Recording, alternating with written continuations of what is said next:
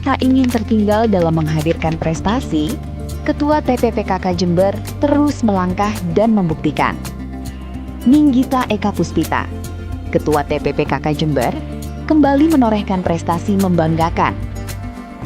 Dalam ajang Anugerah Puspa Bangsa, Jember kembali berhasil meraih penghargaan kategori Puspa Cita. Ayo Isyana Robosoka untuk memberikan piala apresiasi yang pertama kepada Ibu Gita Eka Puspita. Terima kasih.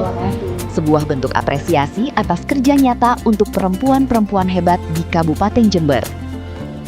Penghargaan ini menjadi penegas bahwa dedikasi, konsistensi, dan kepedulian yang terus dijaga mampu menghadirkan perubahan.